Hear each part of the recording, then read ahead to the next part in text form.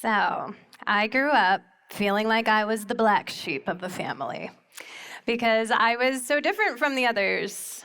I didn't fit in. And it wasn't until some major life experiences and paradigm shifts that I realized that that uniqueness, that difference that I felt inside was my divinity and potential. I love the symbolism of a phoenix.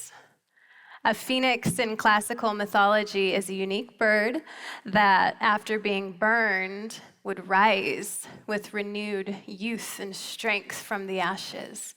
To rise, however, the phoenix must make it through the fire.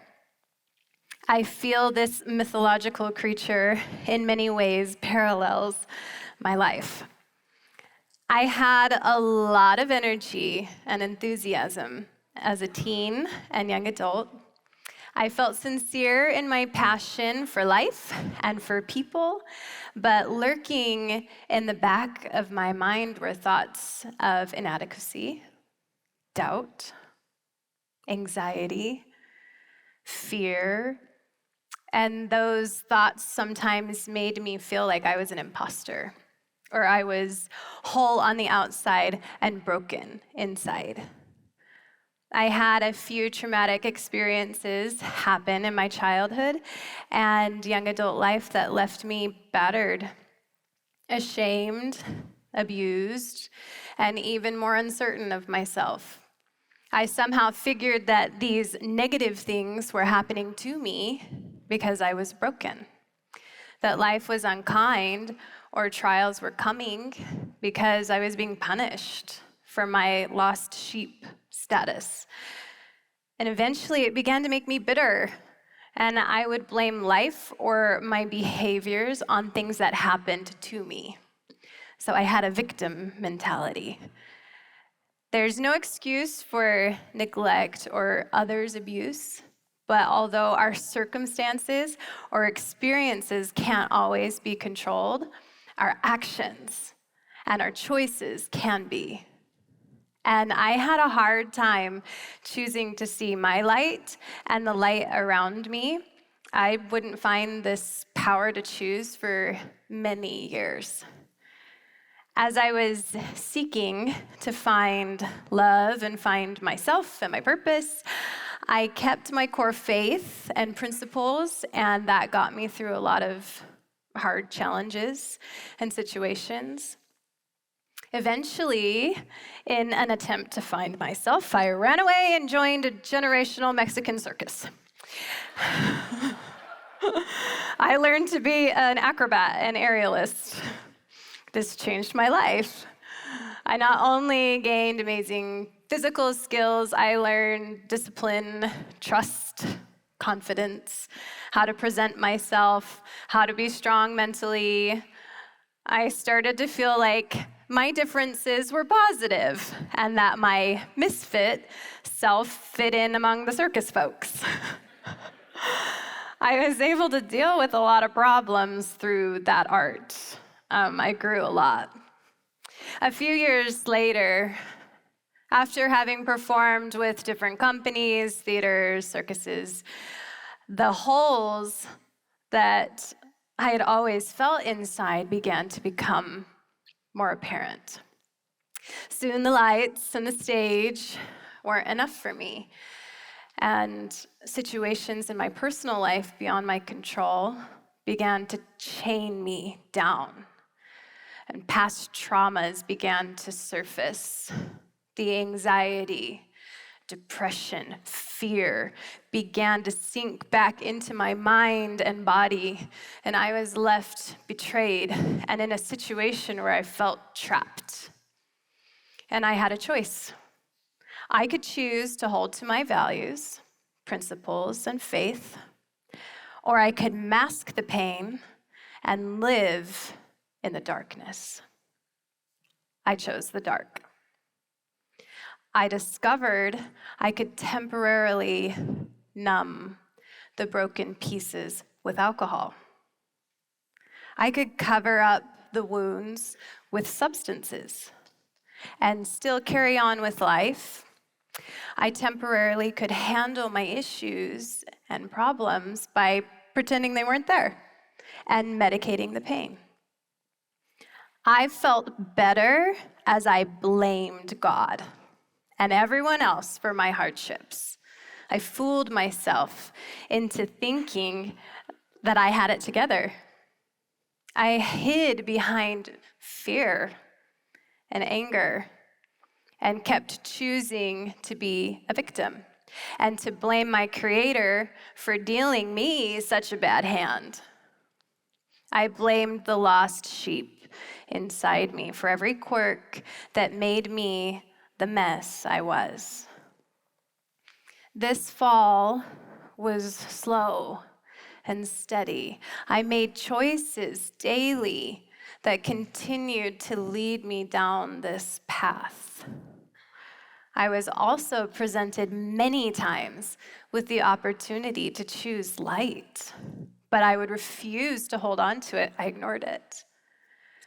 After a few years of living this way, I began to break down physically and mentally. And it came to a point where if I didn't change, I was going to die. I welcomed the thought. I was in a very low place. I hadn't prayed in years. And one day, I was driving on the freeway. I had the thought to talk to God. This was my last hope. I spoke out loud. God, if you're there, if you even care, do you still want me? Is there still hope for me? Instantly, I felt him speak to me. He said, "Look out your window to the right." I looked, and there was the prison.